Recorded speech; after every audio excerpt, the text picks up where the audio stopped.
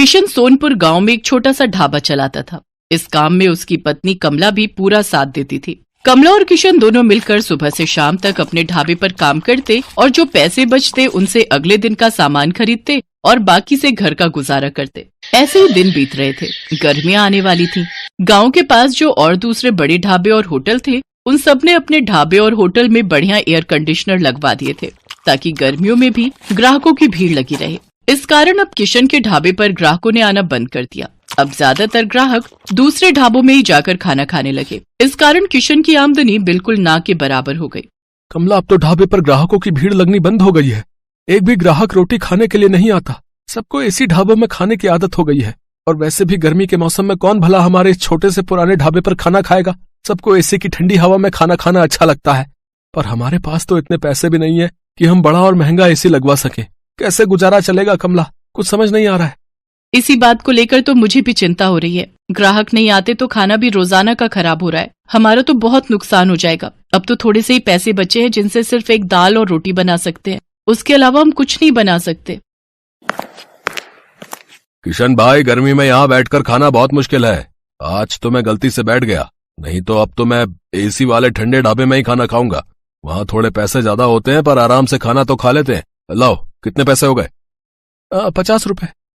ये लो, और इस ढाबे का कुछ करो और साथ में एसी ढाबा करो इसे, नहीं तो कोई खाना खाने नहीं आएगा। दिन पर दिन किशन और कमला परेशान रहने लगे। अब तो इक्का दुक्का ही ग्राहक उनके ढाबे पर आता। इस कारण किशन ने सिर्फ एक दाल और रोटी बनानी शुरू कर दी, क्योंकि बाकी चीजें अगर वो बनाए तो ग्राहक नहीं आए तो खराब हो जाएंगी और फिर पैसे भी तो चाहिए। इसी कारण वो जैसे तैसे अपना ढाबा थोड़ा बहुत चला रहा था। कमला, आज बस 250 रुपए की कमाई हुई है। अब तो कोई रास्ता ही नजर नहीं आ रहा है। मुझे लगता है हमें अपना ढाबा बंद करना होगा।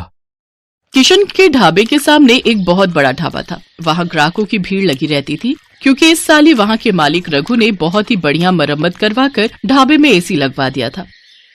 क्या बात है किशन, आज भी तेरे ढाबे पर कोई नहीं आया? एक काम कर, ढाबे पर ताला लगा दे। अब तेरा ढाबा नहीं चलने वाला। इतनी भारी गर्मी में एसी के बिना कोई खाना खाने नहीं आएगा। और तेरे पास इतने पैसे नहीं है कि तू मेरी तरह इतना महंगा एसी लगवा सके। और मैंने एक नहीं 2-2 एसी लगवाए हैं, तब जाकर अच्छी कमाई हुई है। किशन और कमला ने सोच लिया था कि अब इस ढाबे को बंद कर देंगे। थोड़ा बहुत राशन रखा था, जिससे उन्होंने आज का ढाबे का खाना बना लिया था। कमला, ये दाल और रोटी जो बनाई है बस आज की बेच लेते हैं, कल से ताला लगा ही देंगे। कोई फायदा दिखाई नहीं दे रहा है। हाँ, मैंने जो दाल बची थी वो बना दी है और थोड़ी बहुत तंदूर की रोटियां भी। उस दिन पूरा दिन कोई भी ग्राहक नहीं आता। दाल और तंदूर की रोटियां ऐसे ही रखी थी। कमला, मुझे लगता है अब कोई नहीं आएगा। रात के 9 बज रहे हैं, हमें घर चलना चाहिए। सामने रघु के ढाबे पर भीड़ लगी हुई है, तो भला यहाँ कौन आएगा?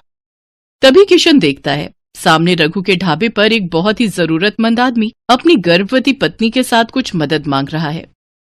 भैया, मेरी मदद करो। मेरी पत्नी की तबीयत बहुत खराब है। हम पर कुछ गुंडों ने हमला कर दिया। हमारी गाड़ी, मोबाइल, पर्स, कैश, जेवर सब लूट कर ले गए। हम शहर जा रहे थे, हमें नहीं पता कि इस रास्ते पर बदमाश हमें लूट लेंगे। ओ भाई, ये कोई खैराती धर्मशाला नहीं है जो तुम्हें मुफ्त में यहाँ रोक लूं। चलो जाओ यहाँ से। पता नहीं कहाँ कहाँ से आ जाते हैं। मुझे क्या पता, कोई चोर उचक्के लुटेरे हो तुम। आजकल किसी का कोई भरोसा नहीं है। ओए छोटू, इन्हें बाहर भेज और ढाबे का शटर गिरा दे। मैं घर जा रहा हूँ। ऐसा ना कहो, मेरी पत्नी की तबीयत सचमुच बहुत खराब है। बस कुछ देर आराम करके हम चले जाएंगे।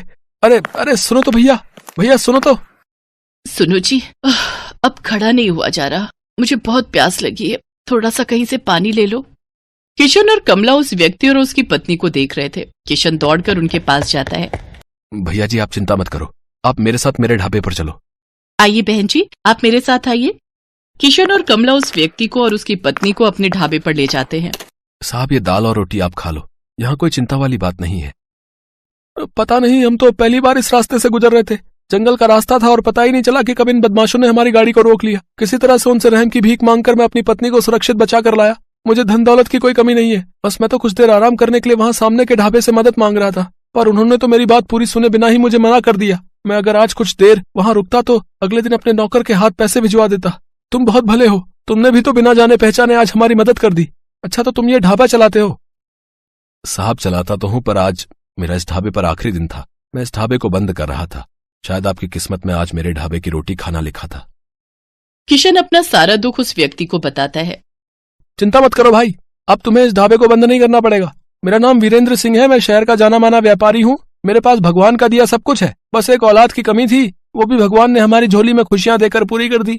आज मेरी पत्नी की तुमने बहुत मदद की है, अब उसकी तबीयत में भी सुधार है और हम पति पत्नी सुरक्षित घर पहुंच जाएंगे।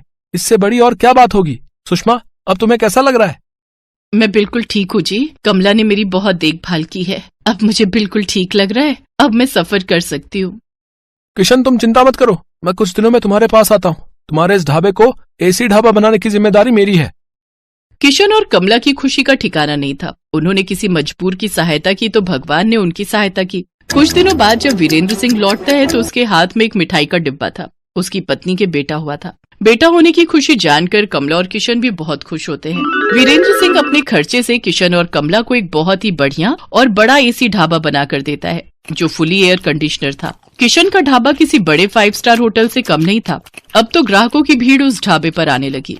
ढाबा देखने में बहुत सुंदर था। किशन ने गांव के और भी मजबूर लोगों को अपने ढाबे में नौकरी दी। किशन का ढाबा दिन के साथ साथ रात में भी खुला रहता था, ताकि हाईवे से आने जाने वाले लोगों को किसी भी बात की परेशानी न हो। गरीबों के लिए उस ढाबे पर मुफ्त खाना था। वीरेंद्र सिंह अपनी पत्नी के साथ अक्सर किशन के ढाबे पर आ जाता था। आज किशन के कारण ही वीरेंद्र सिंह का परिवार सकुशल था और वीरेंद्र सिंह ने भी किशन के लिए जो किया वो किसी बड़े उपकार से कम नहीं था। तभी तो कहते हैं कि भगवान अच्छों के साथ हमेशा अच्छा ही करते हैं, इसलिए हमें सदैव मजबूर लोगों की सहायता करनी चाहिए।